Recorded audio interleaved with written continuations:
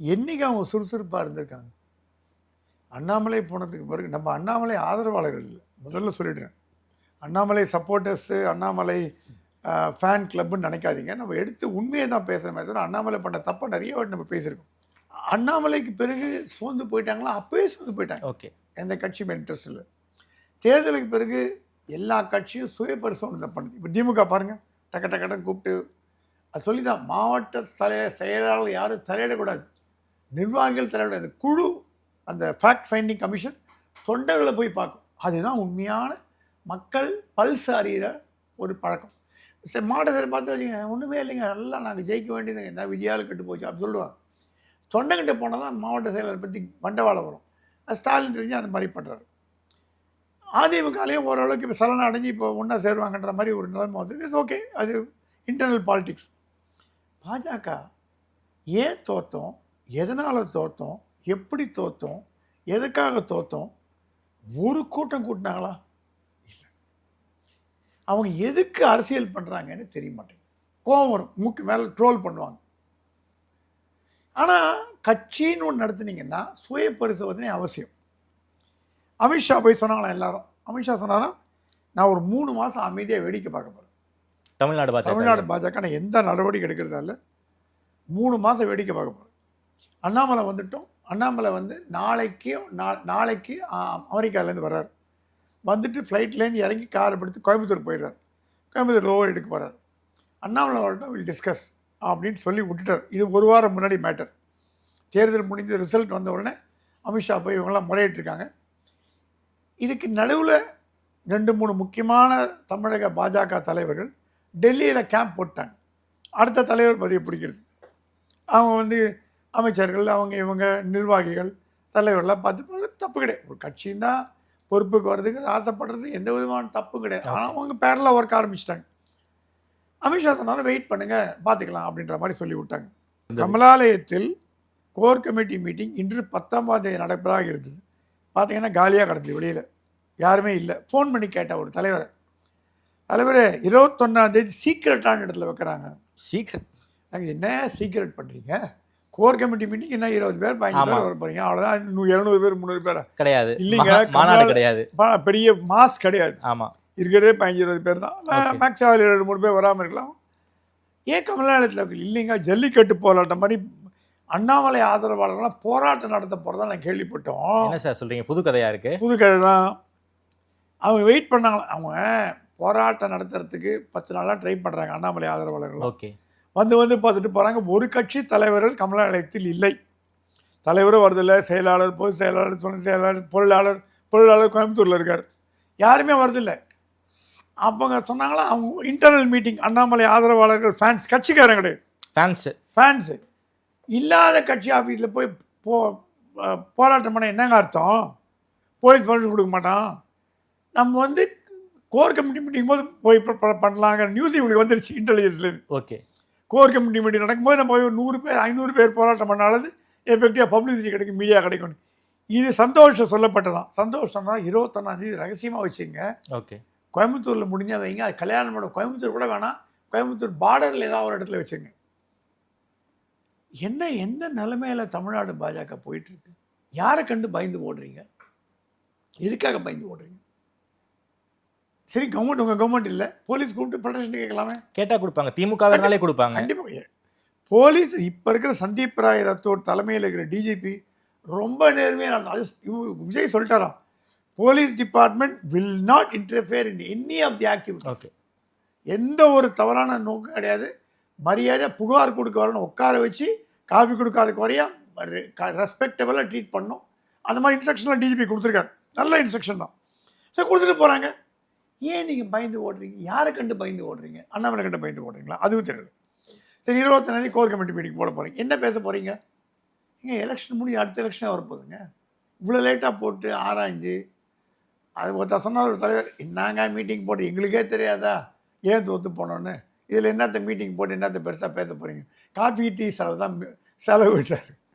அந்த மாதிரி இப்போ என்ன பண்ண போகிறாங்க? அண்ணாமலைகிட்ட என்ன ஆக்ஷன்னா, அண்ணாமலை வந்து 2-3 நாள் என்ன ஜெட் லேக் இருக்கும். ஆமாம், அந்த ஊர் நைட்டு, இங்கே டே அங்கே நைட்டு. ஆமாம். ஸோ ஜெட் லேக் முடிஞ்சு டெல்லிக்கு வரவழைச்சு 2 ஆஃபர் கொடுக்க போகிறாங்களாம். ஐயா மாநில தலைவராக நீங்கள் எடுத்துங்க, திருப்பி இங்கே நாமினேட்டிவ் டேர்ம் முடிஞ்சு போச்சா முடியல உங்களுக்கு கொடுத்துரும். பாராளுமன்ற தேர்தலில் உங்கள் தலைமையில் தனியாக போட்டி போடும். அதிமுகன்னு ஒரு கூட்டணியே வேணாம், இனிமேல் தனியாக போட்டி போடும். கட்சி மறுபடியும் பாட்டம்லேருந்து கொண்டு போங்க, நோட்டாலேருந்து திருப்பி 15, 20, 30 கொண்டு போங்க. 40 வேட்பாளர்களை தனியாக இருக்குங்க. இண்டிபெண்ட்டாக பிஜேபி தமிழ்நாடு தனித்து போட்டி போடணும். அது ஸ்ட்ராட்டஜியில் நீங்களே பார்த்துங்க, நாங்கள் தலையிட மாட்டோம். கேண்டிடேட்னு யாரோ சொன்னாங்களா, கேண்டிடேட்டெல்லாம் அவரே முடிவு பண்ணுவார், நீங்கள் முடிவு பண்ணக்கூடாது. மற்ற தலைவர்கள் ஒப்பீனியன் கேட்கலாம், முடிவு பண்ணக்கூடாது. இது அண்ணாமலைக்கு பொறுத்து இருந்தால் சாய்ஸ் நம்பர் 1 மாநில தலைவர், ஃபுல் கண்ட்ரோல். 5 வருஷத்துக்கு 10 வருஷத்துக்கு அசைக்க முடியாது, மீதியெல்லாம் டம்மி பீஸ் ஆகிடும். அவர் மாநில தலைவர் வேண்டாங்க எனக்கு திருப்பி பிரச்சனை வரும்னு சொன்னாங்கன்னா, இந்த பண்டி சஞ்சய்னு ஒரு யூனியன் மினிஸ்டர், அவர் தான் வந்து தெலுங்கானாவில் அப்படி வளர்த்தார் பிஜேபி கட்சி. ஆமாம், கட்சியை வளர்த்தார். அவருக்கு வந்து ஏதோ எம்பி ஆக்கி அவரை மத்திய உள்துறை இணையமைச்சராக போட்டாங்க. அமித்ஷா அவர்களுக்கு. அமித்ஷாவுக்கு அவர் மகன் ஏதோ ஒரு கேஸில் மாட்டிட்டார், வீட்டில் கைதாகிட்டார் நினைக்கிறேன், சரியாக தெரியல. ஸோ எதிர்கட்சியெலாம் காங்கிரஸ்லாம் அப்படி திட்டினோடனே அவர் சொன்னார், பொறுப்பு மாரல் ரெஸ்பான்சிபிலிட்டி, என் பையன் தப்பு பண்ணனா இல்லையான்னு புருவால குற்றச்சாட்டு தான் இருந்தாலும் நானே ராஜினாமா பண்ணுறேன்னு அமித்ஷாட்ட பிரைம் மினிஸ்டர் சொன்னாராம். பிரைம் மினிஸ்டர் சொன்னார், பண்டி இட்ஸ் யுவர் சாய்ஸ், நீங்கள் வந்து மாரலாக ரெஸ்பான்சிபிள் பண்ணிங்கன்னா நீங்கள் விடுதலை ஏன்னா திருப்பி உங்களை மந்திரியாக எடுத்துக்கிறேன் கண்டிப்பாக, ஓகே நீங்கள் ரிசைன் பண்ணிட்டு போயிடுங்கன்னா இந்த மாதிரி ரிசைன் பண்ணுறாரு. அமித்ஷா வந்து எல்முருகனை கூப்பிட்டு, ஐயா நீங்கள் ராஜினாமா பண்ணிவிடுங்க, எம்பி பதவியை மந்திரி பதவி ராஜினாமா பண்ணிவிடுங்க, இதோ இருந்த வரைக்கும் போதும், நல்லா சிறப்பாக பண்ணிங்க, ராஜினாமா பண்ணுங்கன்னு சொல்லிட்டாராம். அவர் ரெடியாக இருக்கார். செகண்ட் சாய்ஸ் அண்ணாமலைக்கு என்னென்னா, முருகன் ராஜினாமா பண்ண அந்த எம்பி தேர்தலில், ராஜ்யசபா தேர்தலில் அண்ணாமலை போட்டி போட்டு எம்பி ராஜ்யசபா எம்பி ஆகி பண்டி சஞ்சய் இருந்த இடத்துல உள்துறை இணையமைச்சர் அப்படிங்கிற போஸ்ட் ரொம்ப நாளாக பேசிகிட்டு இருக்கோம்.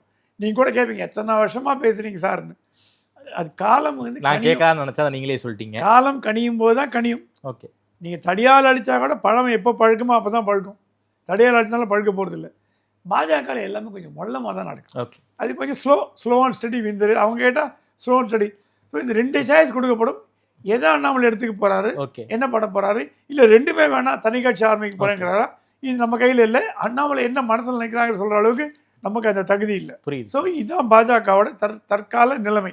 ஸோ அண்ணாமலையை எலிவேஷன் பண்ணுற ஒரு மைண்ட் செட்டில் வந்து பாஜக இருக்காங்க, நாம் எடுத்துக்கலாமா சார்? வேறு வழி இல்லைங்க. ஓகே, அண்ணாமலைக்கு நிகரான தலைவர், அண்ணாமலைக்கு அடுத்த லெவலில் தலைவர், ஆளை சேர்க்கக்கூடிய தலைவர் யாருமே இல்லை. அது வந்து நான் தவறாக சொல்ல மாட்டேன், நீங்கள் இளைஞர்களை சேர்த்துக்கல.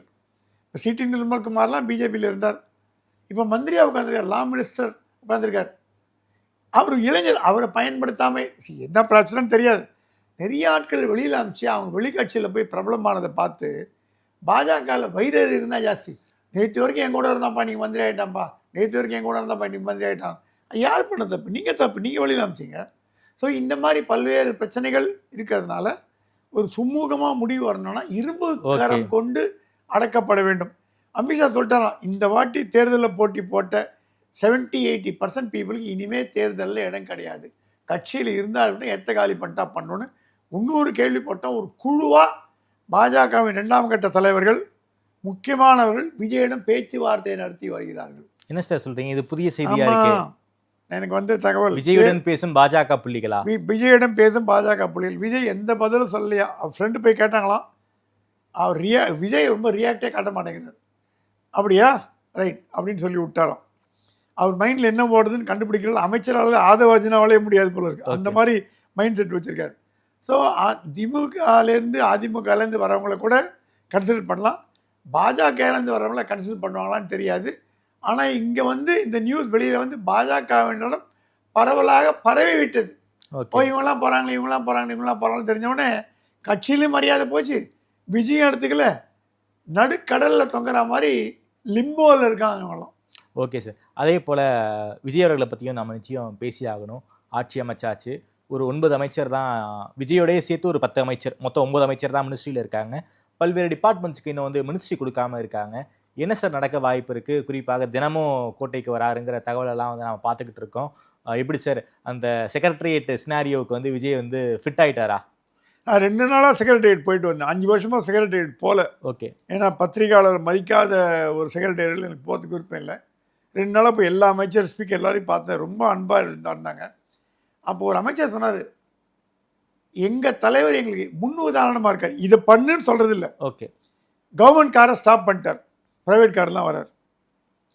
அப்புறம் அமைச்சர்களுக்கும் சொன்னாராம், முடிஞ்ச வரைக்கும் செலவை குறைக்க பாருங்கள், நம்ம மாநிலம் வந்து ரொம்ப மட்டமாக இருக்குது, ஃபினான்ஷியல் பேடாக இருக்குது, முடிஞ்சுன்னா ப்ரைவேட் கார் எடுத்து, அதுக்கு நீ சைக்கிள் ஸ்கூட்டரில் போகணுன்னு நான் சொல்ல மாட்டேன். ஓகே, உங்கள் ப்ரைவேட் காரை யூஸ் பண்ணுங்கள். ப்ரைவேட் பெட்ரோல் சம்பளம் கொடுக்குறாங்களா கவர்மெண்ட்டில், சேலரி செல் பண்ணுவீங்களே, இப்போ ஐடி எம்ப்ளாயி கார் கொடுத்தாங்கன்னா அந்த பெட்ரோல் போடுறாங்களே, நீ என்னங்க கேளுங்க. சீஃப் செக்ரட்டரி ஆச்சரியப்பட்டாராம். ஓகே, பெட்ரோல் குறைங்க, ப்ரைவேட் காரை யூஸ் பண்ண பாருங்கள், முடிஞ்சால் உங்கள் சம்பளத்துலேருந்து பெட்ரோல் போட்டுக்கோங்க, வீட்டிலேருந்து சார் நீங்கள் கொண்டாடாம நாங்களே கொண்டு வரோம், ஓகே ரைட். அடுத்தது, அனாவசியமாக ட்ராவல் பண்ணாதீங்க. அவன் கூப்பிட்றான், இந்த ஊரில் நிகழ்ச்சி, அந்த ஊரில் பாராட்டு விழா, அந்த ஊரில் பாராட்டு விழாவே கூடாது. மக்கள் பாராட்டிட்டாங்கல்ல, அதுக்கப்புறம் நிறுத்திங்க. பாராட்டு விழா, அந்த மாலை போடுறது, பொன்னாடை போத்துறது, எந்த அமைச்சருமே 4 பொன்னாடை கொண்டு போனேன், நான் எங்கள் வீட்டில் இருக்குது, பொன்னாடை கிடையாது, ஷால் கிடையாது, மாலை கிடையாது, பொக்கே கிடையாது. பொக்கே ஓரளவுக்கு வாங்கிக்கிறாங்க.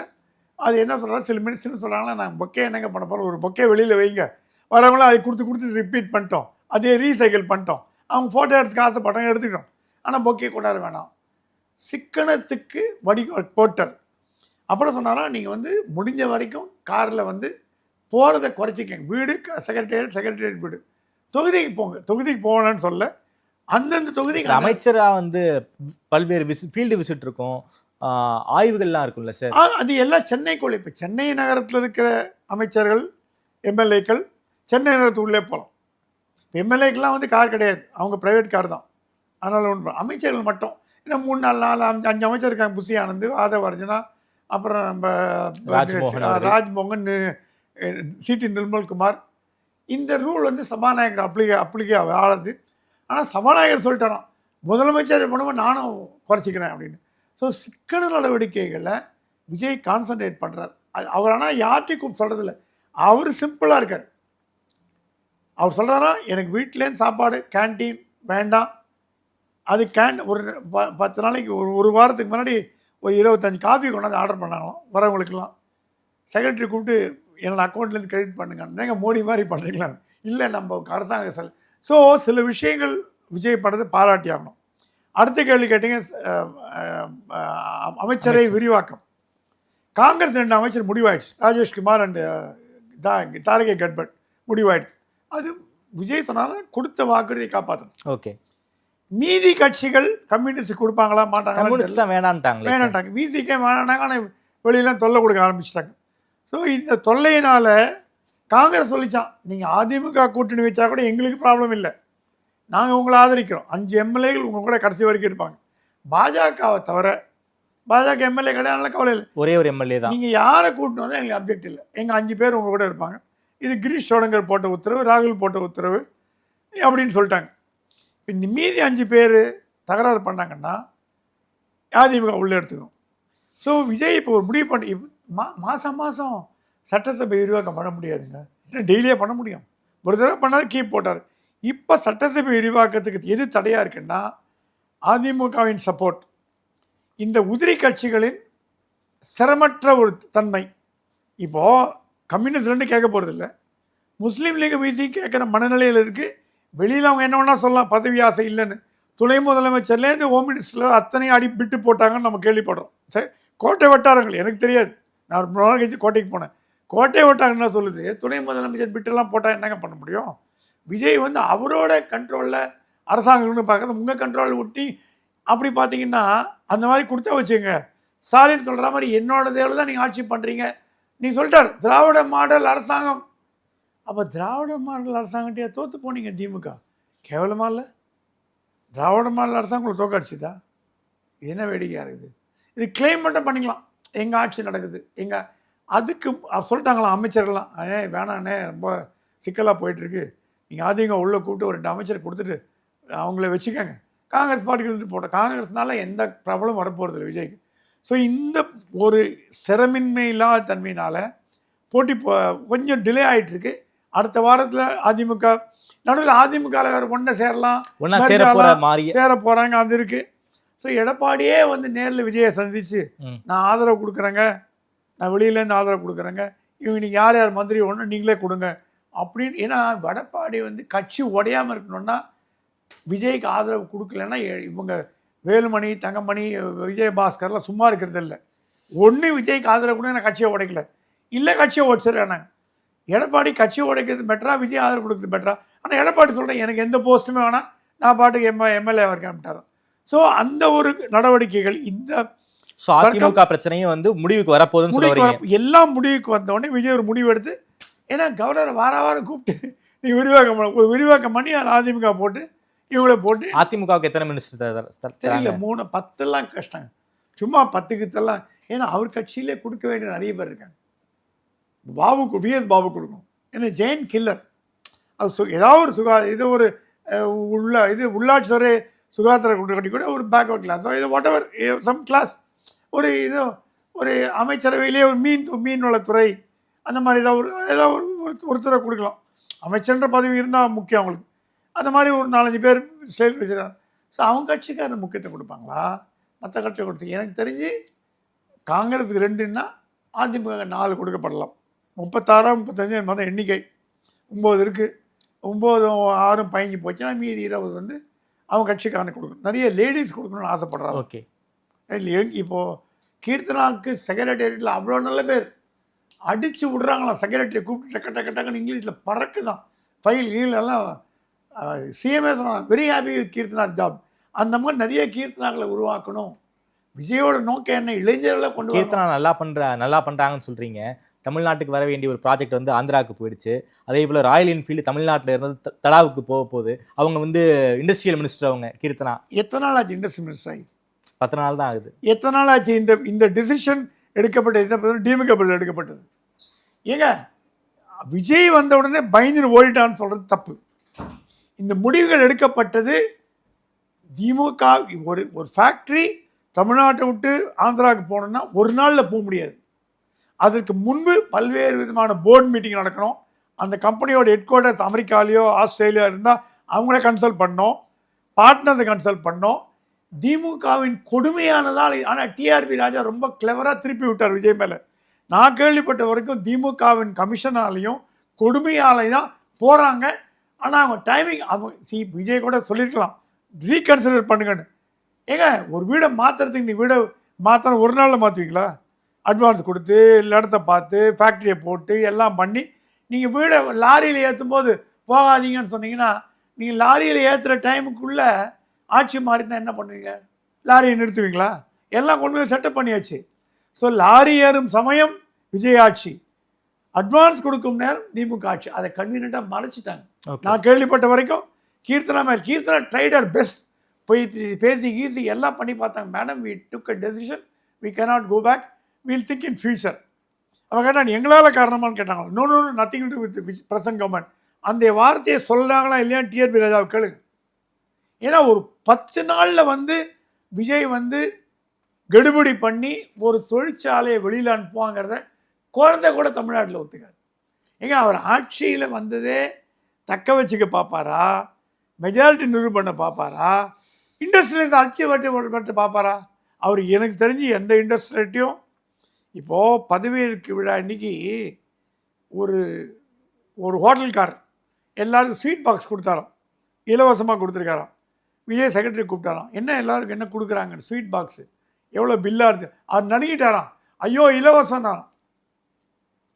என்னோட சேரிங்கில் இலவசம் கிடையாது, அனாதாசிரமத்தை கொண்டு கொடுங்க, என்ன பில்லு நாளை காலையில் வந்து செட்டில் பண்ணுங்கள். அப்படிப்பட்டவர் வந்து தொழிற்சாலையிட்ட லஞ்சம் வாங்குவார்னு நான் விஜய் ஆதரவு வாங்கினாருன்னு சொல்லலை சார், நான் லஞ்சம் வாங்கினாருன்னு சொல்ல போயிட்டாங்க. இந்த 10 நாளில் வந்து போனதற்கு காரணம் திமுக அரசுன்னு ஒத்துக்கிறாங்களா? ஓகே, அந்த கிருஷ்ணோட சொன்னாங்க மேடம் இது nothing to do with you, we took a decision long அகோங்கிற என்ன அர்த்தம்? அவங்க டிஎம்கேன்னு சொல்ல, அந்த தொழிலதிபர்கள் போன 2 ராயல் என்ஃபீல்டு லாங் அகோன்னு டிஎம்கே ஆட்சி. அது கன்வீனியண்ட்டாக விஜய் மேலே படி போடுற பார்க்குறீங்களே தவிர உங்களுக்கு போனுங்கிறது விஜய் வீட்டுக்கு போனோம். ஆனால் வீட்டுக்கு அனுப்புறதுக்கு ஏன் அது ஒரு கிச்சன் கேபினெட்டில் மீட்டிங் போச்சான். ஏங்க நம்ம பிரசிடென்ட் ரூல் கொண்டாந்து நம்ம சந்திக்கலாமே, ஆட்சி நம்ம திமுக மறுபடியும் ஆட்சிக்கு வருமே, 4 சீட்டு கூட வராதுன்னு பிரசிடென்ட் ரூல் வரக்கூடாதுன்னு திமுக அவங்க கூட்டணி திமுக போக முடியாது, கூட்டணி கட்சியை தள்ளி விட்டுதுன்னா ஏன் ஜனநாயக ஆட்சி வந்துட்டு போட்டோமே. நீங்கள் தான் 100 மாடல் திராவிட மாடல் ஆட்சி ஆச்சு. 200க்கு 234 200 சீட் வரீங்களே, 150 சீட் வரலாமே. 5 சீட் வரும். நாங்களும் ஒரு ஜோசியர் வீட்டிலே வச்சு 10 லட்ச ரூபா சம்பளம் கொடுத்து வச்சுருந்தேங்க. 6 மாதம் அவர் எங்கேயும் வெளில போகல, வீட்டில் சாப்பாடு போட்டு தினம் டைம் பார்த்து ஜோசியர் வெட்டி விட்டாங்க. ஏன்னா ஜோசி தப்பு சொல்லிட்டாராம். இது என்ன வேடிக்கைன்னா, திமுக அது மேலே நம்பிக்கை இழந்து போச்சு. அதனால் இவங்க இந்த மாதிரி பண்ணுறாங்களே தவிர, இது ஒன்றும் விஜயினால் இந்த தொழிற்சாலைகள்லாம் போகிறதுன்னு சொல்கிறது முட்டாள்தான். Okay sir. ஏன் சார் பிடிஆர் கொஞ்ச நாள் ஓய்வு எடுக்க போகிறேன்னு சொல்லியிருக்காரு, இதுக்கு என்ன காரணம்? இதுக்கு முதல் காரணம் குடும்ப சூழ்நிலை. பிடிஆர் மெத்த படித்தவர், அறிவாளி, மேனேஜ்மெண்ட் குரு, வால் ஸ்ட்ரீட்டில் மதிக்கப்படும் ஒரு மனிதர். வால் ஸ்ட்ரீட்டில் நடந்தால் அவருக்கு அமெரிக்காவில் பேர் தியாகா தான். பிடிஆர் பழனிவேல்லாம் நம்ம அங்கே எனக்கு தெரிஞ்சு நான் நியூயார்க்கில் இருந்து ஒரு மீட் பண்ணியிருக்கேன். அவர் ஸ்டான்சார்ட் பேங்க்கில் வைஸ் சேர்மனாக இருந்தார், சிங்கப்பூரில் கொஞ்சம் நாளைக்கு இருந்தார். என்னோடய ஃப்ரெண்டு மாதவன் ராமசாமியோட நெருங்கிய நண்பர். அவர் பிரில்லியன்ட் மேன், பிரில்லியன்ட். அந்த மாதிரி ஒரு வால் ஸ்ட்ரீட்டில் போற்றப்படும் ஒரு மனிதர். அவர் ஏதோ ஒரு நல்லது பண்ணான்ற எண்ணத்தில் அரசியலுக்கு வந்தார். அவர் வெளிப்படையாக பேசக்கூடியது. அவருக்கு உள்ளொன்று வைத்து புறமென்று பேசும் மனம். ஏன்னா அமெரிக்காவில் வாழ்ந்தவங்க டப்பு டப்புன்னு மூஞ்சி, எனக்கு என்ன பிரச்சனைனா, நான் டப்பு டப்புன்னு மூஞ்சில் அடிக்கிறது தான் எனக்கு எதிரிகள் அதிகமாக வராங்க. உள்ளே ஐயா அவங்கள மாதிரி போடா தப்புன்ட்டு போடான்னு சொல்கிறதுனால அவர் அந்த மாதிரி. ஏன்னா யூஎஸ் லைஃப் ஸ்டைலே டிரான்ஸ்பரண்ட் லைஃப் ஸ்டைல். மூஞ்சில் டப்பு டப்புன்னு சொல்லிட்டு போய்டும் பேச்சுமா. தியாகா அந்த மாதிரி இருந்து தமிழ்நாடு அரசியல் ஒத்து வரல. அவர் உள்ளொன்று புறமொன்று வைத்து பேசாதவர். சில கமெண்ட் எல்லாம் வெளியில் லீக் ஆச்சு. அது ப்ராப்ளம் பதவி இறக்க மாட்டாங்க, ஐடி துறையில் கொடுத்தாங்க. அதுவாது அமைச்சரவையில் பதவி இருந்தேன்னு சந்தோஷப்பட்டு இதை பண்ணிட்டு இருந்தார். மதுரையில் மூர்த்தி அவருக்கு தொல்லை கொடுத்தாங்க. மூர்த்தியெல்லாம் பிடிஆருக்கு இணையே கிடையாது. பிடிஆர் அரசியல்வாதி இல்லை, மேனேஜ்மெண்ட் குரு. அவர் ஏன் மற்ற மாநிலங்களை எடுத்துக்காட்டாக பண்ணார்னா, அவர் கொடுத்த பட்ஜெட், அவர் என்ன அவருக்கும் ஸ்டாலினுக்கு சண்டை பத்திரமா வந்தது, இலவசங்களே கொடுக்கக்கூடாதுன்னா. மற்ற அமைச்சர்கள் சொன்னாலாம் பிடிஆர் வச்சா பூனியாவது கட்சி ஜெயிக்க முடியாது, என்னோட துறை ஒழுங்காக இருக்கணும்னா கடன் வாங்கக்கூடாது. ஏன்னா அவர் வால் ஸ்ட்ரீட் ப்ராடக்ட். அதே முட்டிக்கிச்சு. அப்புறம் இப்படி இந்த ஆடியோ வீடியோ எல்லாம் போய் ப்ராப்ளம் வந்து. அது இல்லாமல் பிடிஆர் வைஃப் சொல்லிட்டாங்களாம், Thiaga let's go back to US, எனக்கு I'm fed up with all this political thing, எனக்கு வீட்டில் நிம்மதி வேணும். அவங்க ஷீஸ் அன் அமெரிக்கன் லேடிஸ். ஆனால் அவங்க குடும்ப பாங்கு தமிழ்நாடை கோலம் போடுவாங்க, மஞ்சள் இட்டுப்பாங்க. நான் பார்த்துருக்கேன், பாளையம் ஹவுஸில் மகாலட்சுமி மாதிரி இருப்பாங்க. அந்த அமெரிக்கன் கவுனுலாம் போட்டு போக மாட்டாங்க. அமெரிக்கன்னா அந்த அமெரிக்கன் நினைக்காதீங்க. குட்டப்பாவோட போடுறது நம்ம ஆட்கள் தான். புடவை கட்டின்னு தான் வருவாங்க, இல்லை சுடிதார் போடுவாங்க, இல்லை அந்த மாதிரி இது போடுவாங்க. அவங்க சொல்லிட்டாங்களே Thiaga I'm fed up with politics, நம்ம அமெரிக்காவுக்கு போயிடலாம், பாலிடிக்ஸ் நீங்கள் நல்லது பண்ணணுன்னு வந்தீங்க, நல்லது பண்ண உங்களை விடலை, உங்கள் கட்சிக்காரனே உங்களை துரோகம் பண்ணிட்டான், உங்களை தோக்கடிச்சே உங்கள் கட்சிக்காரன் தான், பணம் கொடுக்காத ஜெயிச்ச நீங்கள் இந்த வாட்டி தோற்று போனீங்க, கட்சிக்காரன், நம்ம அமெரிக்கா போயிடலாம், நிம்மதியாக இருப்போம். அது கட்சியிலேருந்து ராஜினாமா பண்ணுறதுக்கான முன்னுதாரணம் தான்.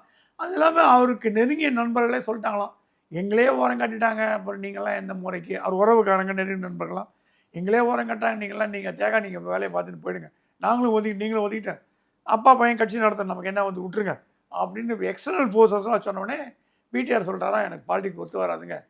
சொன்னாராம், நான் வால் ஸ்ட்ரீட்டில் கிங்காக இருக்கலாம், ஆனால் அரசியலில் தோற்று போயிட்டேன், நல்லது பண்ணணுன்னு பார்த்தேன், 10 பைசா லஞ்சம் வாங்கலை. பிடிஆர் மட்டுமே லஞ்சம் வாங்காத அமைச்சர். அவரை பற்றி மதுரை மேயர்லாம் சொல்லுவாங்க. அவர் பேர் இப்போ என் பேரை வச்சு 4 பேர் மியூசிபல் நான் என்னங்க பண்ண முடியும்? அவர் அந்த மாதிரி பண்ணியிருக்கலாம். ஆனால் லஞ்சம் என்ன தேவையில்லை, லஞ்சம் வாங்கணும் பிடிஆருக்கு தேவையில்லை. 10 தலைமுறைக்கு பணம் இருக்குது அவர்கிட்ட. ஆமாம், அவருக்கு எந்த கட்டப்பழக்கமும் கிடையாது. அவருக்கு எந்த குடி ரேஸு சூது இது ஆல்கஹால் எதுவுமே கிடையாது. அமெரிக்காவில் கூட அவர் பார்ட்டிலாம் போனால கோக் தான் குடிப்பார்னு கேள்விப்பட்டேன். அது நல்ல பண்புகள் உண்டு. அந்த ஃபேமிலி பிடி ராஜன் ஃபேமிலிங்க, பிடிஆர் இப்போ பள்ளிவராஜ் ஃபேமிலி. அது அவரை போய் நீங்கள் சீண்டி பார்த்து தோக்கடிச்சிங்கன்னா, கட்சியிலேருந்து 1-2 புத்திசாலிகள் அமுச்சு விட்டிங்கன்னா சேகர் பாபு தான் மிஞ்சுவாங்க. அவர் வச்சுன்னு கட்சி நடத்துங்க, நல்ல பிரமாதமாக நடத்துங்க, யார் வேணாங்க. ஸோ பிடிஆர் போனதுக்கு மெயின் காரணம் பிடிஆர் மட்டும் இல்லை, சில கட்சியோட தொடர்பு இல்லாத சில முக்கியஸ்தர்களும் அவருக்கு அட்வைஸ் பண்ணாங்க, நீ போயிடுங்க வேண்டான்னு அவர் கிளம்பிட்டார். அதே போல் சூப்பர் ஸ்டாரும் ஒரு ஸ்டேட்மெண்ட் சொல்லியிருக்காரு சார், விஜய் முதல்வராகக்கூடாதுன்னு நான் எந்த ஒரு வேலையும் நான் பண்ணல, 2 பெரிய கட்சிகள் கூட்டணி பேசுவதற்காக என் மீது இப்படிப்பட்ட வதந்தி எல்லாம் பண்றாங்க, அப்படிப்பட்ட தரங்கெட்ட ஆள் ரஜினிகாந்த் இல்லைன்னு ஒரு ஸ்டேட்மெண்ட் சொல்லியிருக்காரு. ப்ரெஸ்ஸை கூப்பிட்டு வச்சு பேசியிருக்காரு. இந்த ஸ்டேட்மெண்ட் ஏன் ரஜினிகாந்த் சொல்லணும்? நம்ம தான் அதை பிரேக் பண்ணோம்னு நினைக்கிறேன். ஓரளவுக்கு பூடகமாக பேசணும். சரி, நீங்கள் ஒன்றுமே பண்ணல. உங்கள் திரைத்துறையை சேர்ந்த ஒருத்தர் முதலமைச்சராக இருக்கிற கமல் போய் பார்த்தார, நீங்கள் போய் பார்த்தீங்களா? விஜய் வந்து உங்கள் வீட்டுக்கு வருவாரா? கமல் கூட போய் பார்க்கல சார். கமல் வீட்டுக்கு தான் விஜய் போனாருன்னு நினைக்கிறேன். கமல் வீட்டுக்கு விஜய் போய்க்கலாம். தட் இஸ் கமல் மீட் பண்ணார். நீங்கள் அவர் கூப்பிடுவாது கூப்பிட்டீங்களா, இல்லை போய் பார்த்தீங்களா? ஏதாவது இப்போது முதலமைச்சரை பார்க்குறது மரியாதை.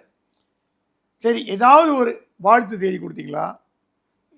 அவர் கொடுத்த ஸ்டேட்மெண்ட் எல்லாமே ஏதோ வந்தார், ஏதோ ஜெயித்தார், அந்த மாதிரி இருந்த தவிர நீங்கள் என்ன ஒரு சூப்பர் ஸ்டாராக உங்கள் துறையை சேர்ந்தவர், இப்போ பத்திரிகையாளர் துறையை சேர்ந்த முதலமைச்சர் நம்மளாம் போய் பார்ப்போமா மாட்டோமா?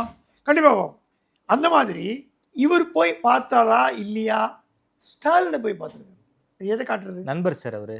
திமுக 30 ஆண்டுகள நண்பர் ரஜினியும் ஸ்டாலினும். அப்போ விஜயும் ரஜினி மீட் பண்ணதே கிடையாதா?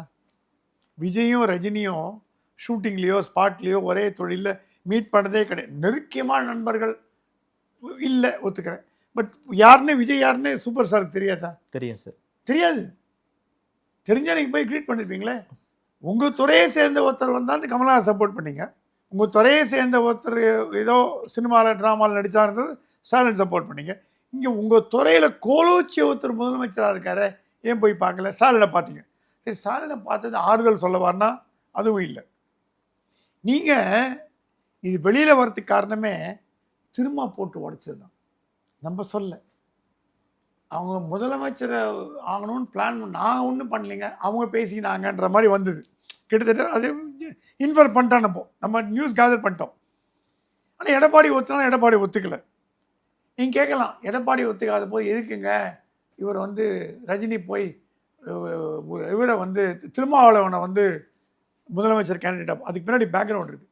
இந்த தடவை பட்டியலின மக்கள் வாக்குகள் கம்ப்ளீட்டாக விஜய் பக்கம் போயிடுச்சு. முஸ்லீம்கள் 60-70% விஜய்க்கு போட்டிருக்காங்க. கிறிஸ்தவர்கள் 80% விஜய்க்கு போட்டிருக்காங்க. இதுதான் திமுக கிடைத்த மரணடி காரணம். ஸோ இப்படி இருக்கும் பொழுது ஸ்டாலின் என்ன பிளான் பண்ணாரா, திருமாவை முதலமைச்சர் ஆக்கினா எங்கள் முதலமைச்சர் திமுகவால் உருவாக்கப்பட்ட முதலமைச்சர் அப்படின்னு சொல்லி பட்டியலின மக்களை கொஞ்சம் சமாதானப்படுத்தலாம் அப்படின்னு பிளான் போட்டு சொல்லி அமிச்சாராம் அவர் வழியாக எடப்பாடி. எடப்பாடி சொன்னாரா, நான் முதலமைச்சர் ஆகிறதுக்கு நீங்கள் சப்போர்ட் பண்ணுறீங்களா, நான் முதலமைச்சர் ஆகிறேன். திரும்ப முதலமைச்சர் நான் ஏங்க சப்போர்ட் பண்ணோம்? அது மீடியேட்டர் வாஸ் ரஜினி. இது வந்து சிஎம் வீட்லேயும் தெரியும், எடப்பாடி வீட்லேயும் தெரியும். திருமாவுக்கு இது தெரிஞ்ச 3 பேர் சிஎம், பழைய சிஎம் ஸ்டாலின், எடப்பாடி, திருமா. இன்டெலிஜென்ஸ் மோப்பம் முடிச்சிட்டாங்க.